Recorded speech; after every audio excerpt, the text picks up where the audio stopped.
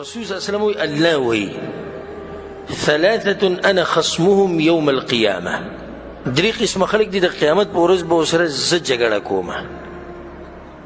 الله وی درې قسم خلق دي د قیامت په ورځ به د دوی سره بحث مباحثه ز کومه.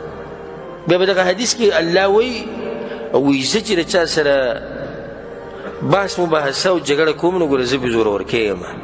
په دې دریو کې یو ذکر کړی ورجل استأجر اجیرا او یو هغه سړی دی چې یو کس ځان راوستو په مزدورۍ فاستوفى منه العمل خپل کار به پوره وکړو او بیا هغه له هغه حق ورنکړو.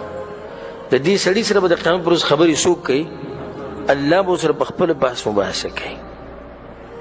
نو که څوک به ځان کې د طاقت یې نه چې زه د الله سره دا خبرې کولی شم او چې هغه مانه درته پوښتنه کړي چې پلاني ته ولې دغه پلاني غریب انسان له ته ولې دغه نه ورکوو تا ورسره حالانکې په دې باندې خبره کړې وه چې زه به تاله دومره پیسې درکوم تا ولې ورنه کړې. نه که تا سره بیا جواب وي او الله له څه جواب ورکولی شي نو بیا صحیح ده او صحیح ده که تا جوابونه تیار کړي.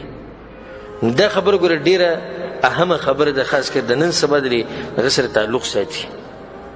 نن سبا حالات داسې دي ځکه رسول صلی الله علیه وسلم حدیث کې وایي چې نوکر له دغه نوکري ورکوي مخکې د دې نه چې د هغه خوله وچه شي ته د هغه نوکري هغه له ورکړي. او دا خبره صرف د عربو نه ده چې یاره عرب ظلم کوي دا کوي ولې زموږ د پښتانه نه کوي دنیا ټیکهداران دي خلک ځان سره بوځي کارونه له بیا دې پټ شي هغه پیسې ورله نه ورکړي. یو خو هغه دی چې یو سړي ته پیسې مثال کې د بل طرف نه د هغه سره ظلم وشي دغه جدا مسله ده.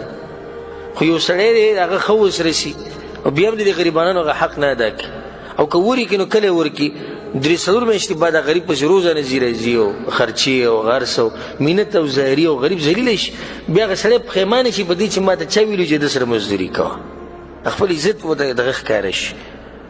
نو دغه خلک هم په دې حدیث کې داخل دي چې الله سبحانه وتعالی به قیامت پر ورځ د دې سره په خپله خبره کوي. د انسانانو سره ګوره ظلم مه کوئ.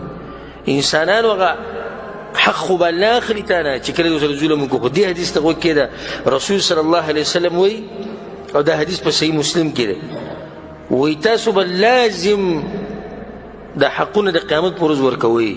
یعنې قیامت پر ورځ به د هر حق په باره کې تپوس کړي حتی یقاد للشاة الجلحاء من الشاة القرناء تر دې چې د هغه ګډ دپاره چې د هغه ښکرې نه وي د هغه دپاره به بدله اخیستی کېږي د هغه ګډ نه چې د هغه ښکرې